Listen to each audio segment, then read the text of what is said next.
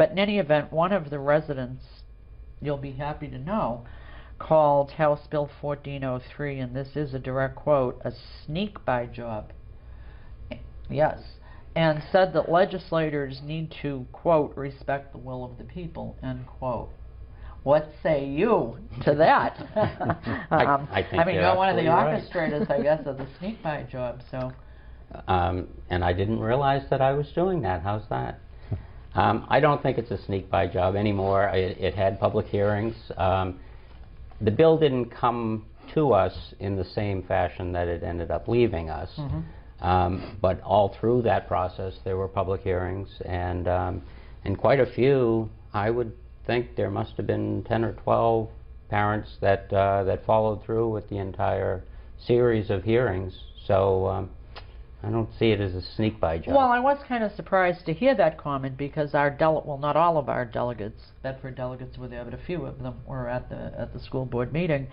And one of them, I think it was Ken Hawkins, Representative Hawkins, said that he had gotten, I believe he said, one resident letter in support and over 100... In support of IB. In support of IB. I'm sorry, yeah, not in support of the bill. And over 100 people kind of giving a bravo for the bill because they don't think IB should be in the schools. So, I mean, how sneak by could it have been if that many, I mean, I don't think every bill you get that many emails, do you, usually?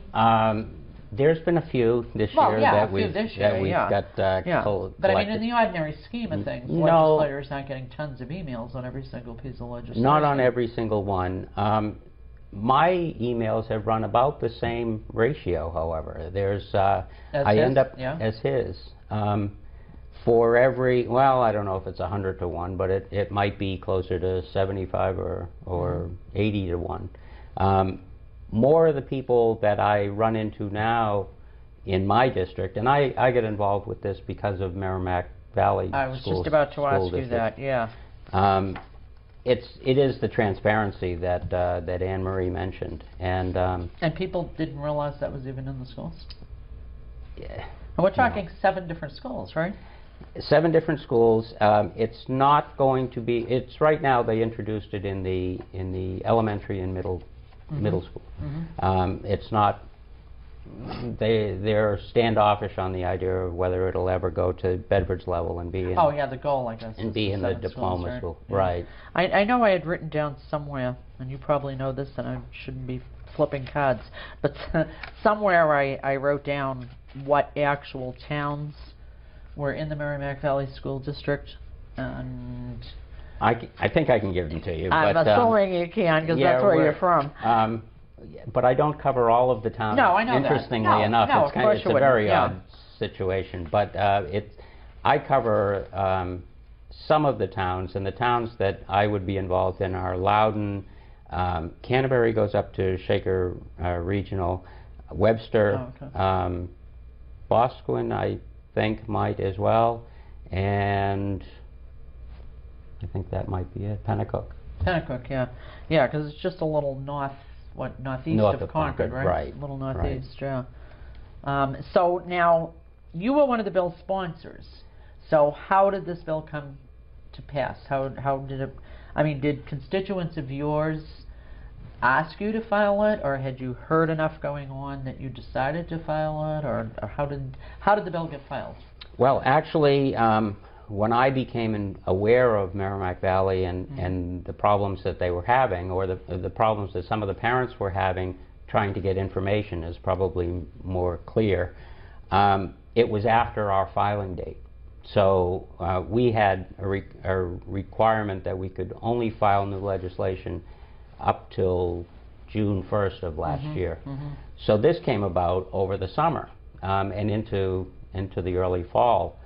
At that point, we are prohibited from filing legislation. But interestingly enough, one of the other representatives, Laurie Pettingill from Jackson, New Hampshire, had filed an international baccalaureate bill that was allowing parents in a district that has implemented international baccalaureate to be able to withdraw their child and go to another public school. I saw that. That was the original bill. Okay. When that arrived at the at the House floor, or at the Education Committee, of which you're a member. Of which I'm a member. Okay. We took a look at it, and it immediately recognized it as unworkable because it interferes with local control, and we didn't think the dollars would be able to be worked out. How you can get one parent to leave this school, go this school. Right now you can transfer from a public school to a public school as long as both districts agree. Generally, the sending district does not agree, and in that case you're stuck. So we saw this as problematic on its face. The other problem is if we allowed parents to leave that district and go to another school, we would also be required to allow anyone from another surrounding district that wanted to send their child to an IB school, we would have to allow that. What do you do when there's not enough spaces in that IB school? So it was a problem, the original bill. So what we decided in the committee was to take it and create a study committee out of it within our own group. And 4 representatives got together on a bipartisan basis and hammered out another approach to IB, with the idea of Merrimack Valley, basically, not with the idea of Bedford.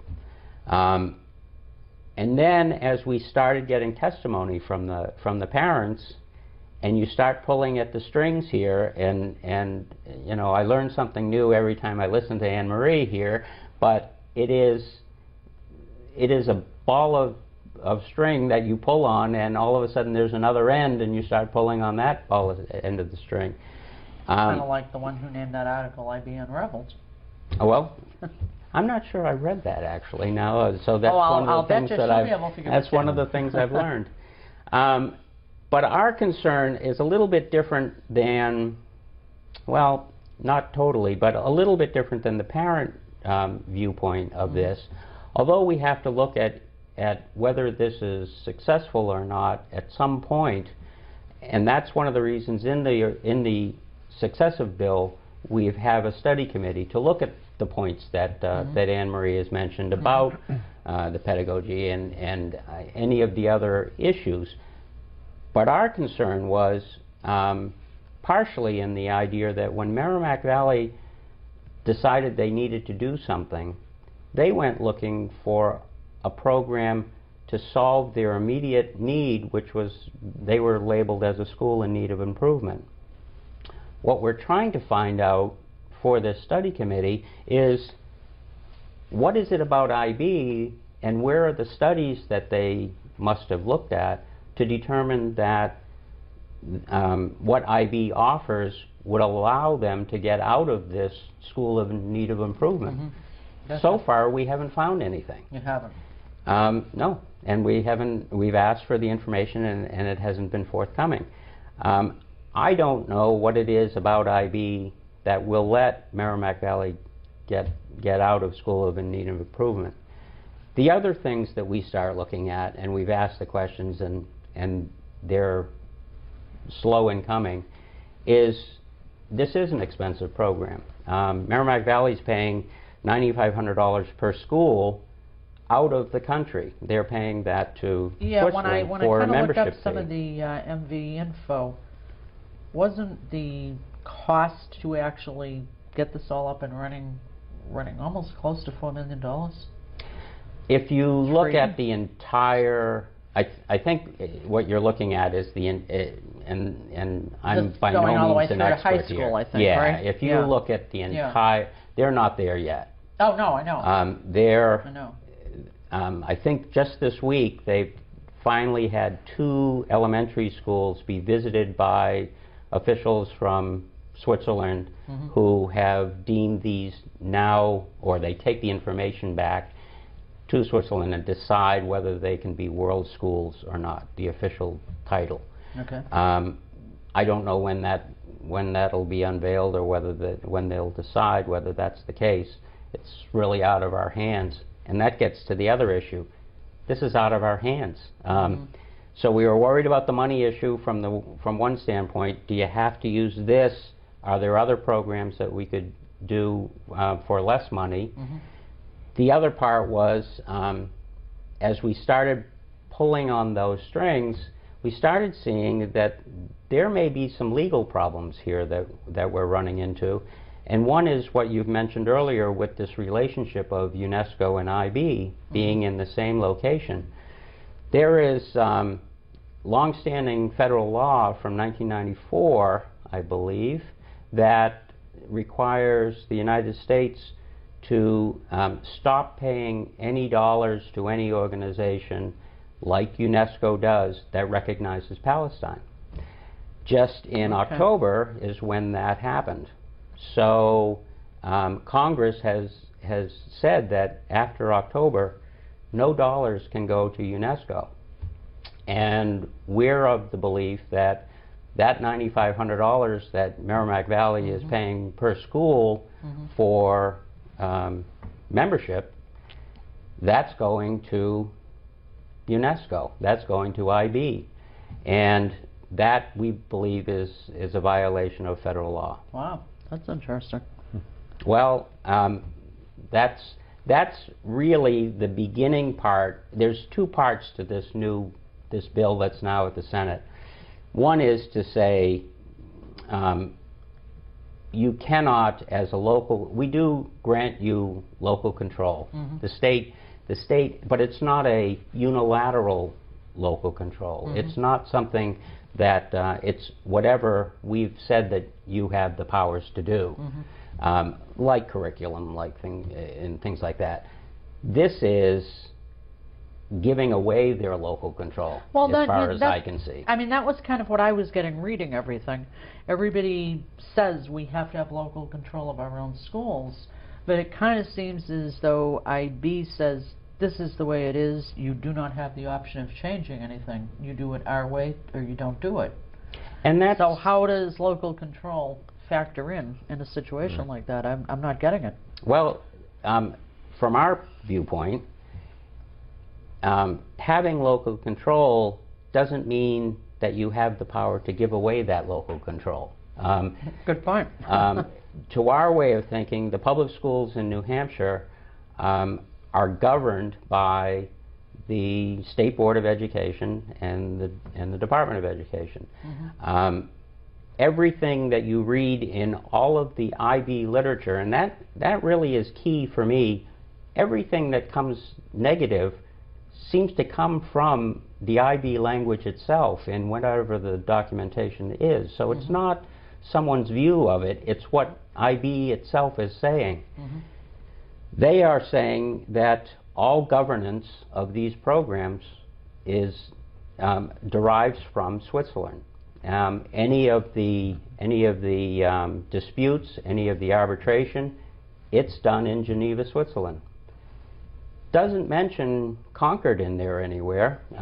Doesn't mention that you need to go see your local folks for that. It says we're going to come and look at your schools. We are going to talk to your teachers. We're going to review your teachers based on our standards, and then we'll make the determination. And that seems to be not local control anymore. That's what I was getting out of it. Well, that's what I got out of it. Yeah. And